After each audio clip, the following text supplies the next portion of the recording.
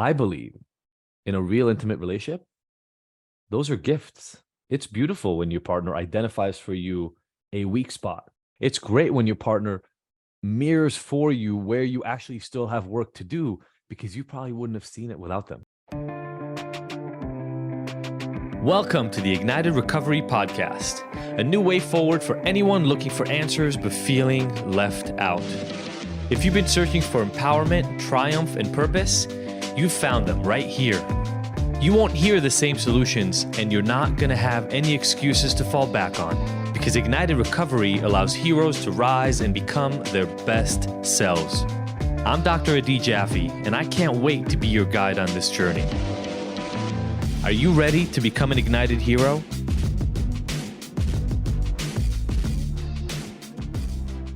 I had a private session today and something came up in discussion in that session that I thought would be cool to bring up in here. The thing that came up in this session, so it was a private session, isn't like a one-on-one session, but I'd seen the couple. That's actually how I met this person, was through his relationship, and I'm now just seeing him.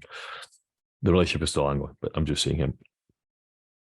And there was this really beautiful discussion, all focused on essentially how do I show up to my relationship, and then how does my partner respond to that? And so much that I could process here today that would be really, really cool. But something came up that was really interesting, and I might literally always take notes because of all the different pieces that I can show up or talk about. But so one of the things that came up in this conversation was, this is the man I was talking about how his partner, his wife, would get on him all the time about all these specific issues, specific instances, like he's waking up too late, or he didn't take care of this, or he didn't close all the windows when there was a storm. And he really, really wanted to focus on all these specific details.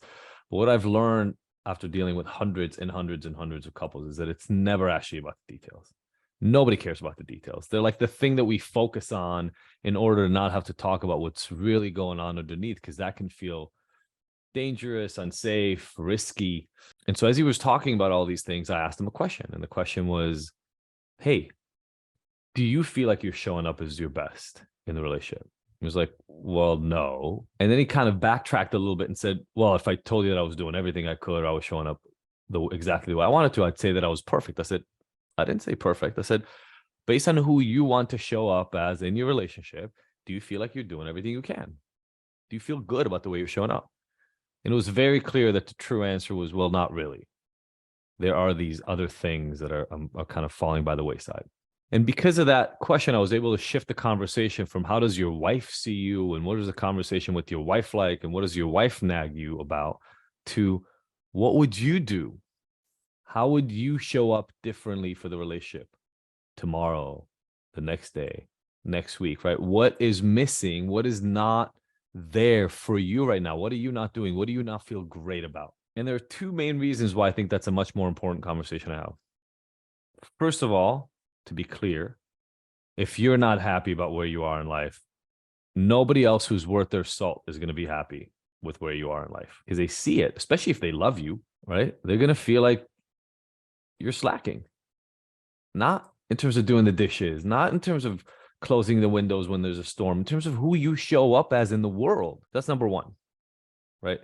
Before we get to a place where we really, truly feel secure in who we are and how we're showing up, nobody else is going to be able to do that. The only people who will be okay with it fully are either people who themselves are not showing up, and that way they want somebody who's kind of going to half-ass it because they don't have to work extra hard for it, or somebody who's had damage in the past that has taught them that it's actually their job to pick up the slack. Because somebody who really carries their own weight has an expectation about the world. And that is, everybody's going to carry on their own fucking weight. That's how this works. Obviously, I'm talking to a grown adult. He's showing up in many, many, many ways. And so I want to make sure that it's clear when I'm saying this. This doesn't have to do with money. This doesn't have to do with what car you drive. It doesn't have to do with what clothes you wear or how athletic you are. It actually, there's no real external way to measure this thing. It's a knowing, right? It's a presence. I am personally of the mind that we're actually never done doing the work to keep getting better. But if you're actively engaged in that work, you can still answer and say, yes, I'm showing up as the best version of myself every day. Tomorrow will be better, and next year will be even better. But I'm doing everything I can to show up, be present, deliver the most I have to deliver. And the beautiful thing about it, for those of you who've been with me for a while and you've heard me talk about T, A, and H relationships, is if we at least play our part in this, then really, when somebody comes and tries to talk down to us, when somebody tries to bicker, complain, pick, put down what we're doing, we can check in with ourselves and go, I don't need to take this on. I'm doing my best. Doesn't mean they don't have any objective, true input, right? It doesn't mean that what they're saying doesn't make sense and is not something we need to take on, but I don't need to be hurt by it. My ego doesn't need to be damaged by it. Right? If my wife says, hey, you didn't do the dishes today, can you do the dishes? The only reason I would get upset about that is if I feel like she's saying I'm not a good enough man, or I'm not a good enough partner, or I'm lazy, or some other ego-driven version of taking in the input that she gave me. Because all she really said is, I didn't do the dishes. Can I do the dishes? If I love my partner and I have time and I can and my hands work, then I can fucking go do the dishes. The reason I might get upset is because I may start doing comparisons. I may start calculating in my head, well, how many hours did she do dishes compared to how many hours have I done the dishes? And who did the dishes yesterday or last week?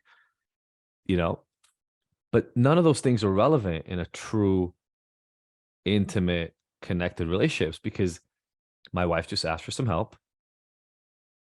I love my wife. Do I have the space to do the dishes? Why not do the dishes? If I don't have the space, I would own it and say, hey, baby, I love you, but I can't do the dishes right now. I've got A, B, and C happening. If you can't do them right now, totally cool. I'll do them later when I'm done. Ego wouldn't get in the way.